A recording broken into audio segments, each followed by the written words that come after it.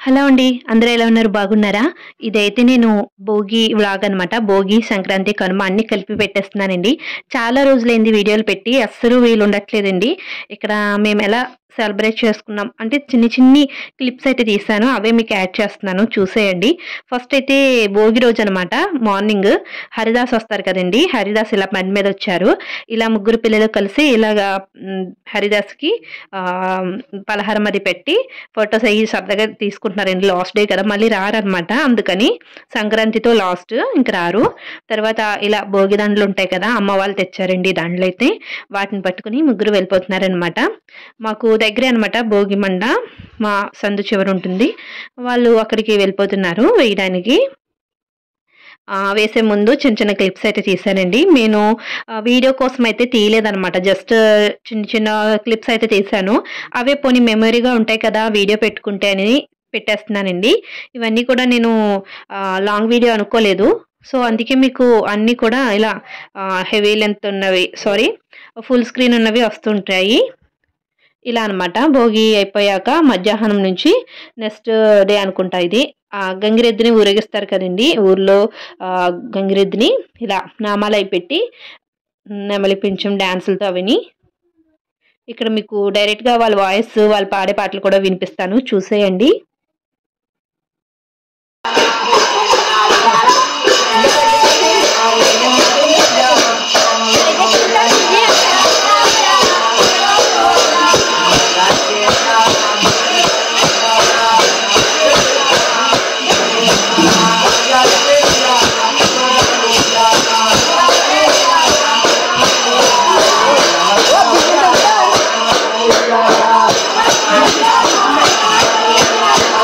ఈ విధంగా అయితే తాళాలు, మేళాలతో సరదాగా వస్తారండి.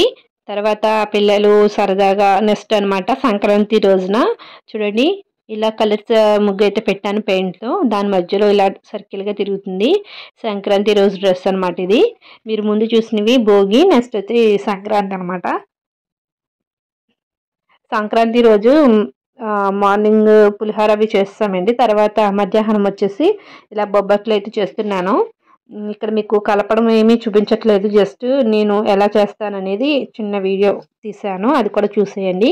చూడండి ఇక్కడ నేను మైదా పిండి ఎంత తీసుకున్నానో శనగపప్పు, బెల్లం కలిపిన ఉడకబెట్టి బెల్లం అది కలిపిన మిక్స్ కూడా అంతే అనమాట. 2 ఈక్వల్‌గానే తీసుకున్నాను. తర్వాత ఇది మైదా పిండి తోపులో పెట్టి మనము ఈ పూర్ణం ఉంటుంది కదా! దాన్ని పెట్టుకొని ప్రెస్ చేసుకోవాలి. అది మనం ఎక్కువ చాలామంది ఏంటంటే మైదా పిండి ఎక్కువ పెట్టేసి చేస్తుంటారు. అది కొంచెం గట్టిగా ఉంటాయండి.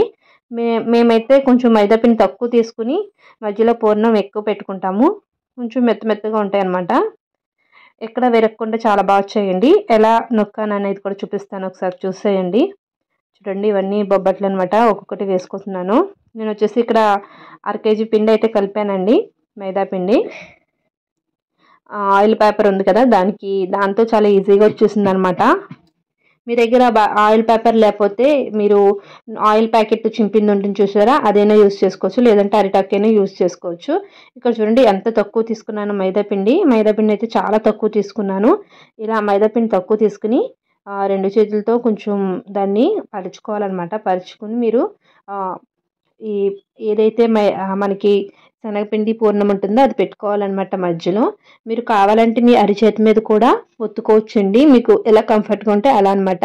మీరు ఒక చేతి అరిచేతిలో మీరు ఆ మైదా పిండి మొత్తం స్ప్రెడ్ చేసేసుకొని మధ్యలో పూర్ణం పెట్టుకొని కూడా మిక్స్ చేసుకోవచ్చు.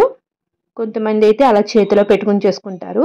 అంటే చేతిలో బాల్ రెడీ చేసుకుని తర్వాత క్రింద పెట్టి ఒత్తుతారనమాట. అదొక పద్ధతి.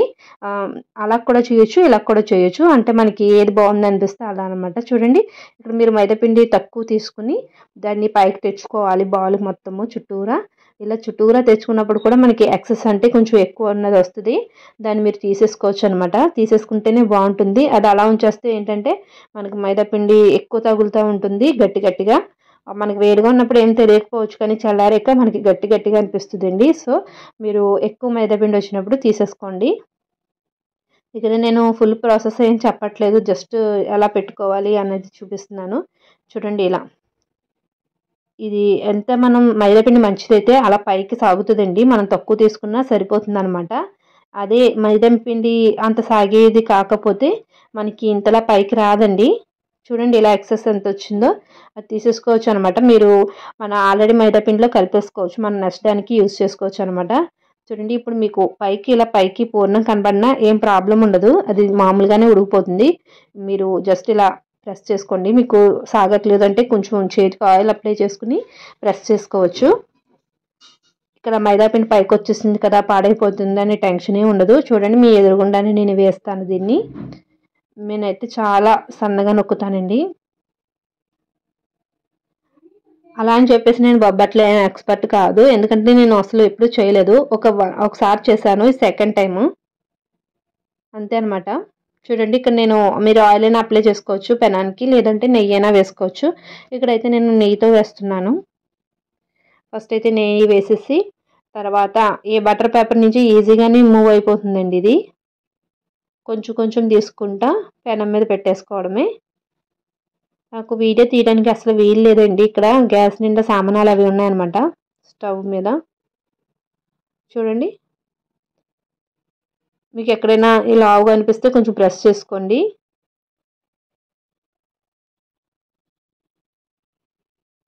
లేదు మాకు మైదా పిండి ఎక్కువ ఉంటేనే నచ్చుతుందంటే అలా కూడా చేసుకోవచ్చు.